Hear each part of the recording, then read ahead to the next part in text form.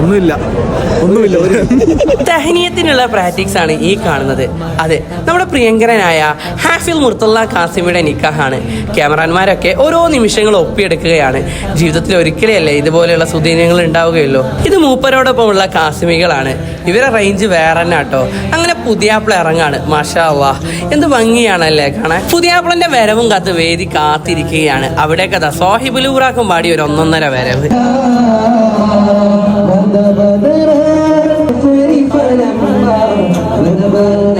ഗഫാർ ഉസ്താദിന്റെ മനോഹരമായ അഭിസംബോധനയോടെ വേദി നിക്കാഹിന് ഒരുങ്ങുകയാണ്.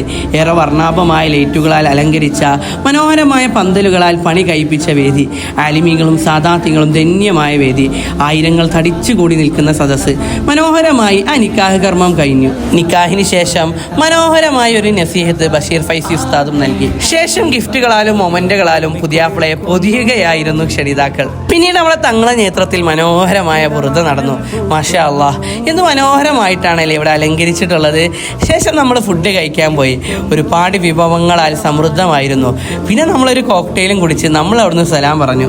ഇനി അങ്ങോട്ടേക്ക് നമ്മളെ മുർത്തദ ഉസ്താദിന്റെ ദാമത്ത് ജീവിതം റാഹത്തും റഹ്മത്തും ബർക്കത്തും നിറഞ്ഞതാവാൻ നിങ്ങൾ എല്ലാവരും ദുആ ചെയ്യണം ഇൻഷാ അല്ലാഹ്.